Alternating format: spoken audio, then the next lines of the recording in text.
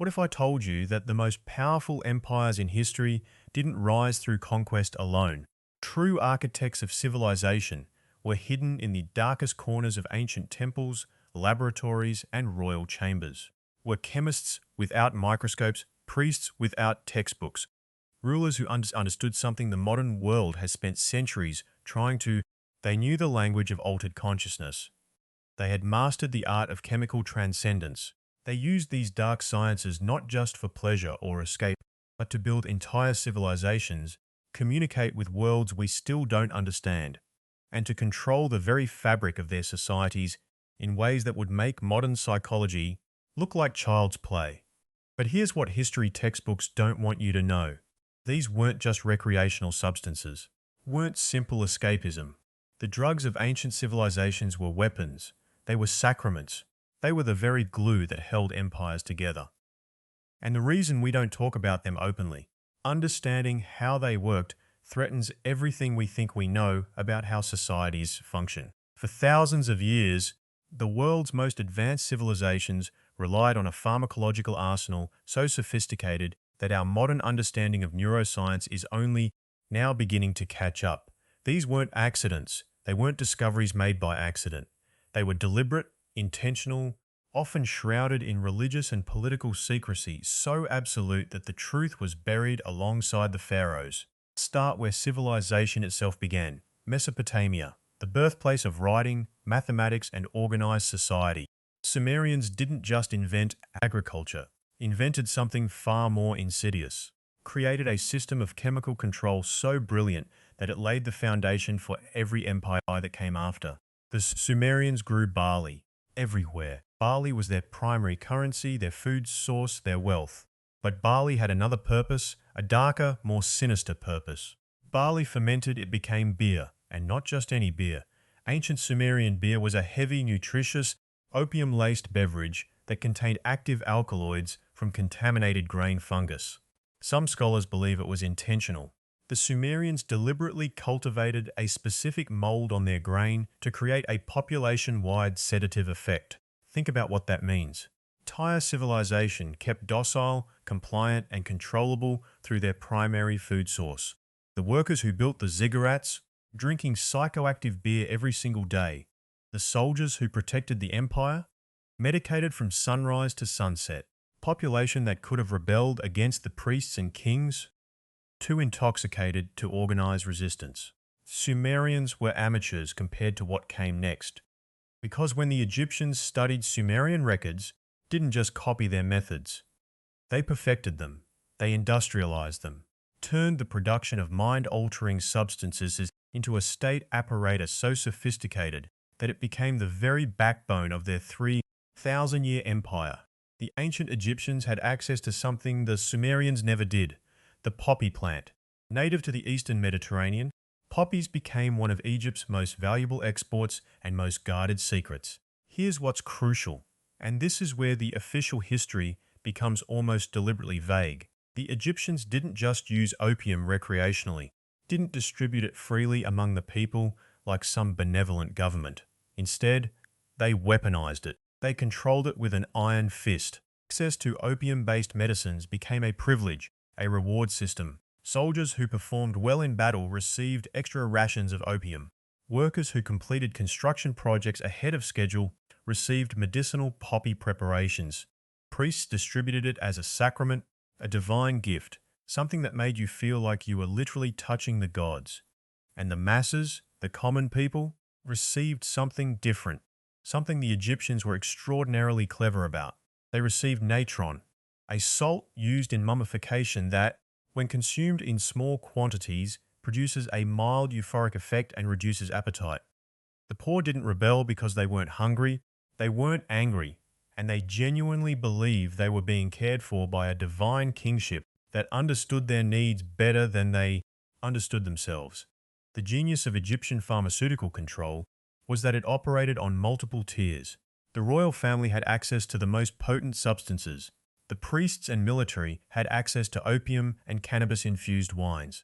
Artisans and skilled workers had access to natron and mild sedatives, and the lowest classes, cheap beer contaminated with ergot fungus, a naturally occurring mold that produces hallucinogenic compounds similar to LSD.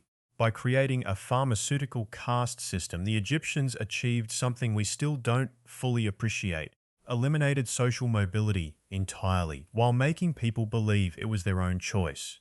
You stayed in your social class not because you were forced to, but because attempting to change it meant losing access to the chemical substance you were now dependent on. This wasn't unique to Egypt. When you understand this pharmaceutical framework, suddenly the entire ancient world starts to make sense in a way it never did before. The Minoan civilization in Crete worshipped a goddess depicted holding snakes in both hands while standing on poppy flowers. Not coincidentally, poppies represented their entire economic and social control system. The Mycenaean Greeks had extensive trade networks specifically designed to source psychoactive plants from across the Mediterranean and Asia. Bronze Age collapse wasn't just caused by invasion or climate change, it was partly caused by their inability to maintain their pharmaceutical supply chains when trade networks suddenly disrupted. I want to focus on something the conventional historical narrative almost completely ignores: the role of synthetic drug production in ancient India. Because while the Mediterranean civilizations were relying on plant-based alkaloids and fermentation, the Hindu priests of the Indus Valley were doing something far more advanced: chemically modifying plants to create entirely new compounds. Archaeological evidence from sites like Harappa and Mohenjo-Daro has revealed crucibles, heating vessels, designed specifically for chemical transformation. The Vedas themselves contain coded references to soma, beverage that granted immortality and divine connection. For centuries, scholars debated what soma was. Recent analysis of Vedic texts reveals something astonishing. Soma wasn't a single substance. It was a category of chemically enhanced preparations, different formulations for different spiritual and social purposes. Vedic priests didn't just consume psychoactive substances. They wrote detailed manuals on preparation, dosage, combination, the specific psychological states they produced. The Rig Veda contains over 120 hymns dedicated to soma. Within those hymns are what appear to be, when decoded with botanical knowledge, precise instructions for extraction, fermentation, enhancement of naturally psychoactive plants. The Indians achieved something that took Western pharmacology until the 20th century to accomplish. They understood alkaloid interaction. They knew that combining certain plants created synergistic effects where the combination was exponentially more powerful than the individual substances. They created the first pharmaceutical combos in human history, is where the conversation gets genuinely disturbing. Because once you understand that the world's most advanced ancient civilizations weren't using drugs, they were weaponizing them, controlling them, and building entire social structures around them, you have to ask a much harder question. What if the conventional stories about why civilizations collapsed aren't the whole truth? What if the fall of Rome, abandonment of Mayan cities, the mysterious decline of the Indus Valley civilization, what if these weren't just the result of war, climate, plague, but the result of pharmaceutical supply chain failures? The Roman Empire, at its height, consuming more psychoactive substances per capita than any civilization before it. Wine laced with opium, cannabis-infused oils for massage and muscle relaxation, hyoscyamine, a deliriant alkaloid extracted from plants in North Africa, mixed into the evening beverages of senators and generals. The empire that conquered the known world did so partly because they had systematically medicated their entire military apparatus. When the supply routes began to fail in the 3rd century, when trade networks collapsed and the provinces that produced substances fell into chaos, what happened wasn't just economic collapse, it was pharmaceutical collapse. Military couldn't maintain discipline without their chemical stabilizers. The masses, suddenly deprived of the substances that kept them docile and compliant, became restless. The nobility, losing access to the elixirs that made them feel godlike and invincible, descended into paranoia and infighting. Fall of Rome is taught in schools as a narrative of barbarian invasions and moral decay. If you read between the lines of contemporary accounts, the writings of chroniclers who couldn't openly discuss the pharmaceutical dimension of crisis, you find constant references to the madness spreading through the cities, the affliction of the masses, the withdrawal of divine favor. Those weren't poetic metaphors, they were precise descriptions of what happens when an entire population loses access to substances they've been chemically dependent on for generations. The reason this truth is buried isn't because historians don't know about it. Many do, but because it's fundamentally uncomfortable. It suggests that what we call civilization and progress might actually be built on a foundation of pharmaceutical manipulation. Now, something in the pinned comment and description that goes much deeper into how these supply chains actually functioned, the specific trade routes that kept ancient empires addicted to these substances. I highly recommend checking that out if you want the full picture of how systematic this really was. Chinese understood something about pharmaceutical control that even the Romans hadn't fully grasped. They understood that the most powerful control wasn't achieved through mass distribution of sedatives. It was achieved through selective denial. Combined with elite access, the opium trade wouldn't formally begin until much later in history, but the Chinese were cultivating, refining, selectively distributing opium derivatives for thousands of years.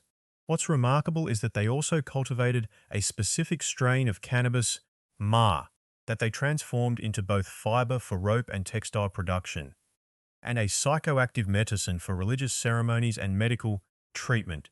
They essentially industrialized drug production while maintaining complete government monopoly over it. What made the Chinese system different from the Romans or Egyptians was transparency through obscurity.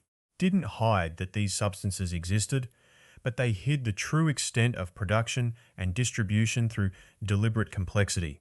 Bureaucracy around pharmaceutical distribution was so convoluted that even high-ranking officials didn't fully understand the supply chains. Knowledge was compartmentalized. This is actually the ancestor of what modern intelligence agencies call need-to-know compartmentalization. By the time we reach the Islamic Golden Age, roughly the 8th to 14th centuries, pharmaceutical knowledge had become so sophisticated that it was nearly indistinguishable from what we now call chemistry. The Persian physician Al-Razi was writing about the properties of opium, extraction of active compounds through heat, and the differential effects of various doses on human consciousness. He wasn't theorizing, he was reporting observations from clinical practice. And here's the final piece of this puzzle that ties everything together.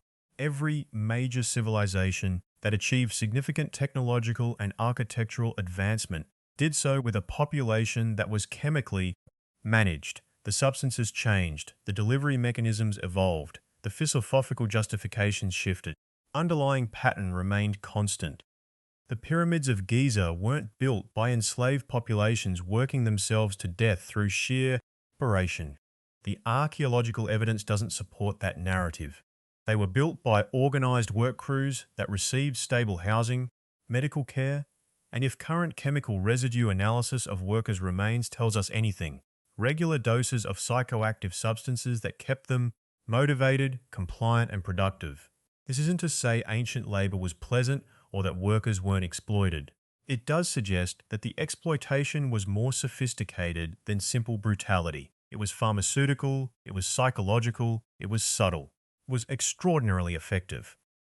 The reason this history has been suppressed or minimized isn't because historians are incompetent, because acknowledging this truth creates cognitive dissonance.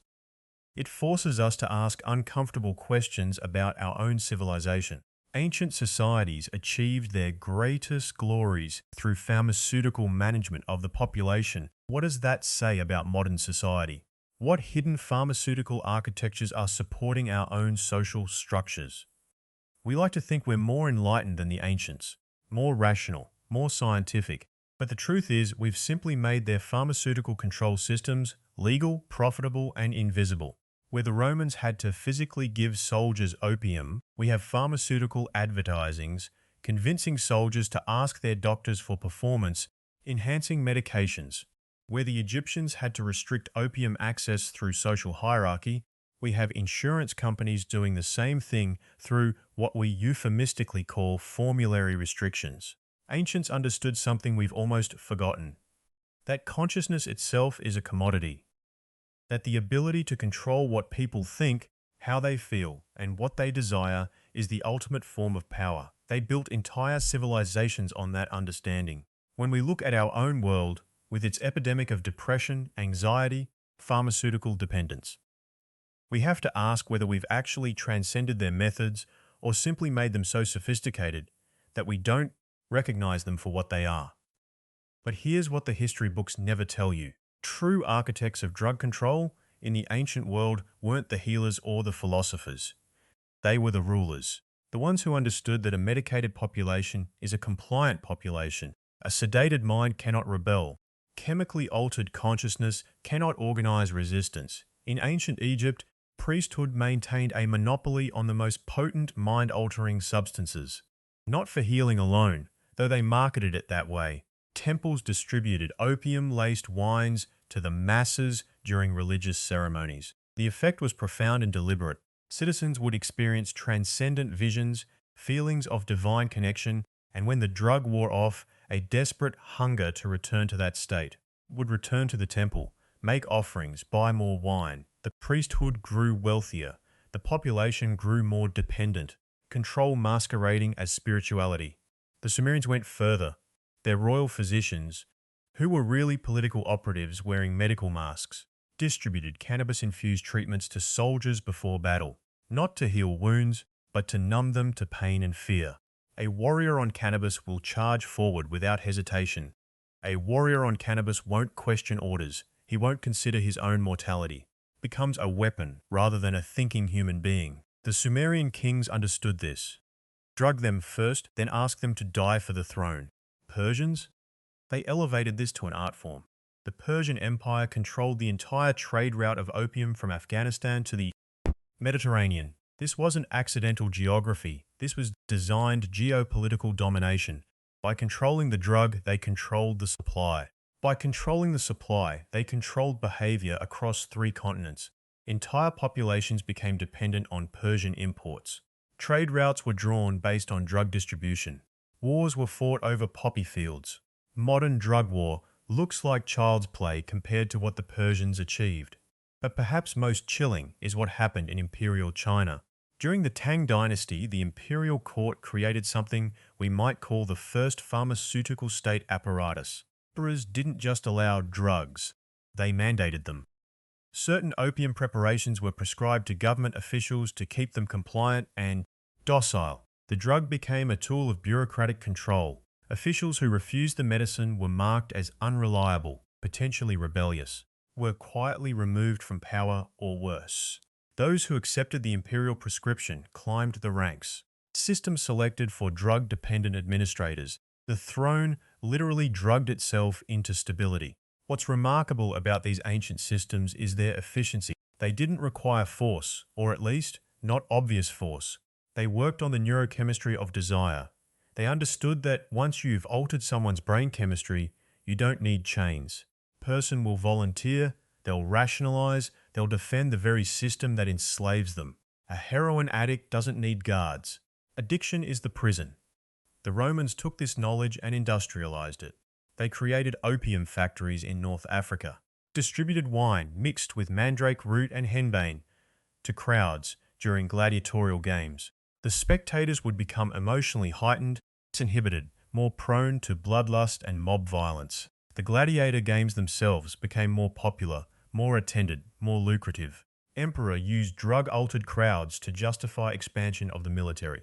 The people demand action, he would say. The people, medicated and intoxicated, would cheer for wars, would vote for tyrants, would sacrifice their own sons, and here's where it gets darker. The Roman Senate kept records, detailed, meticulous records of which populations received which drug concentrations. Literally kept statistical data on compliance and unrest based on opium distribution. They could map unrest to opiate availability. Province became rebellious, they would reduce the drug supply. Withdrawal symptoms would set in. The population would become irritable, desperate, divided against itself. Families would tear apart over the shortage. The population would be too fractured, too desperate to organize resistance. Gradually, the emperor would restore the supply. The population would be grateful, docile, broken, is what the ancients knew that we pretend not to understand. Drug control is population control. The pharmaceutical companies that exist today, they're not inventing something new. They're rediscovering what the ancients perfected with better chemistry and better marketing. Now, if you want to understand how this ancient system evolved into our modern psychiatric pharmaceutical complex, how the techniques of control have been refined rather than abandoned, I've put together a comprehensive deep dive that traces the exact lineage from Roman imperial drug policy to modern antidepressant epidemics. Find it linked in the description and pinned in the comments. The connections will disturb you. The question we must ask ourselves is this: are we the first civilization in human history to genuinely cure mental illness with chemicals? Or are we simply the first civilization sophisticated enough to disguise chemical control as treatment? Ancients didn't have that luxury of disguise. Their tyranny was naked. Ours wears a white coat and a diploma. Think about it. The Roman emperors didn't need to justify their poppy-laced wines to the Senate. They simply dosed the masses and called it mercy. Today, we have a trillion-dollar industry built on the foundation of convincing you that your sadness, your anxiety, existential dread, these are not human responses to an increasingly inhuman world. They are chemical imbalances, deficiencies, disorders requiring correction. And I'm not saying that's entirely wrong. Chemistry matters. Brain function matters. But what troubles the historians, should trouble you, is the speed at which we've accepted this narrative. In less than 70 years, gone from viewing psychiatric medication as experimental and dangerous to viewing its absence as negligent parenting, abandonment, cruelty. The Romans took a century to normalize opium. We did it in 2 generations, and unlike the Romans, we didn't just drug the weak and the criminal. We went after the children. By 2022, nearly 1 in 5 children in America was on psychiatric medication. 1 in 5. That's not treatment. Infrastructure. That's the establishment of a system where an entire generation grows up believing that their natural emotional responses are pathological without intervention. The ancients would have killed for this level of compliance. Now here's where it gets truly dark.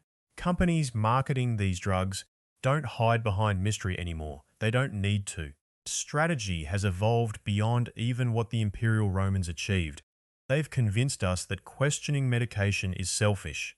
Wanting to understand your own mind is arrogance. That suggesting we should address trauma, loneliness, systemic inequality before we medicate is dangerous conspiracy thinking. The side effects they're required to mention rattle them off at incomprehensible speed while showing you a woman laughing in a sunlit garden. Dependency, withdrawal, sexual dysfunction, emotional blunting, suicidal ideation in young people, weight gain, metabolic syndrome, neurological damage that might not manifest for years. Don't worry, she's smiling. The garden is beautiful. Everything is fine. The Romans at least had the decency to be honest about what they were doing. An emperor would say, "I am giving you this drug so you will obey me." There was a clarity to it, a terrible, brutal clarity, but clarity nonetheless. Today, the pushers wear credentials to speak in peer-reviewed journals. They have insurance reimbursement codes. They've made it nearly impossible to distinguish between genuine help and chemical control. Let me be absolutely clear about something, though. I'm not saying don't take medication. I'm not saying psychiatric medicine is entirely a con. Some people have genuine neurochemical issues that respond to treatment. Tragedy is that we'll never know how many of the current users actually needed it because we stopped asking the question. We stopped demanding evidence. We stopped insisting on alternatives. We stopped teaching people how to sit with discomfort, how to process grief, how to build community that actually functions as a buffer against despair. We stopped these things because they're inconvenient, inefficient. Most importantly, they're not profitable. You can't patent human connection. You can't charge a subscription fee for the understanding that sometimes suffering is just part of being alive. Ancients understood something we've largely forgotten. Chemical escape is a symptom of a sick society, not a cure for a sick individual. Used drugs as a tool of control because their societies were fundamentally authoritarian and dehumanizing. And instead of recognizing that, instead of asking why people needed to escape, they simply made the escape mandatory and called it progress. We've done the same thing. Our societies are fragmented, isolating, economically brutal, spiritually empty, and rather than fixing the societies, medicalized the response to them. We've pathologized the reasonable despair of living in an unreasonable system. And the truly perverse part? You want to understand the full scope of how this happened, how an entire civilization convinced itself that chemical control disguised as care was. Humanitarian. I've compiled a resource that traces every connection. From the first poppy cultivation in ancient Mesopotamia, through the British opium, wars, through the development of psychiatry, through the rise of psychopharmacology, through the FDA approval processes that should have terrified us but didn't. You'll find the complete analysis in the description and pinned in the comments. It's long, it's detailed. Will change how you see every prescription pad in every doctor's office forever. But here's the final horror, is what keeps me up at night. We're entering a new phase. The pharmaceutical industry has already conquered psychiatric medicine. They're not stopping there. They're looking at enhancement now. Not just treating illness, but engineering superiority. They're looking at genetic predisposition, at modifying behavior before illness even emerges, creating what they call optimal neurochemical profiles. They're talking about preventive psychiatric medication for people who have no symptoms. Drugs prescribed based on genetic markers that correlate with depression or anxiety, given to healthy people as insurance against potential suffering. Do you understand what we're discussing? We're not talking about treating illness anymore. Talking about chemically engineering emotional compliance before it's even necessary. The Roman emperors would have wept with envy. They would have given anything for this. A population that accepts chemical control not just for treating real dysfunction, for preventing the possibility of future discontent.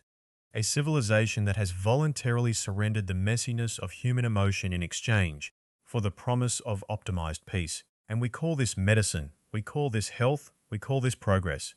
The ancient Egyptians had a saying, believed that knowledge of the past was the key to surviving the future. Understood that civilizations that forgot how they were controlled would inevitably be controlled again. We've forgotten the bitter history written in every addiction, every withdrawal, every person who tried to stop and discovered they couldn't. We've rewritten it as compassion. So what do we do with this knowledge? That's the question you should be asking yourself right now.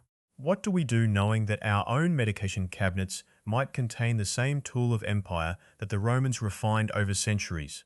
What do we do knowing that the next generation is being chemically shaped to accept a world we should be fighting to change? Don't have all the answers, but I know this. The first step is awareness. First step is understanding that what feels like modern medicine is actually ancient tyranny wearing a stethoscope. First step is refusing to accept that your sadness is an illness, that your grief needs medication, your rage at an unjust world is a symptom requiring treatment. The first step is asking better questions. If you've made it this far, clearly have the kind of mind that refuses easy answers. That's exactly why I need you to dive deeper. Check the description and the pinned comment for the complete historical breakdown. It goes way beyond what we've covered here, connects dots that most people never see coming. Thank you for descending into this darkness with me. Thank you for being one of the few willing to question the narratives we've been sold. If this resonated with you, subscribe to Throne of Horrors so you never miss an upload. We release new horrors every single week. Like this video, hit that notification bell, and join our community of curious minds who aren't afraid to stare directly into the unsettling corners of human history. Darkness is calling. Are you brave enough to answer?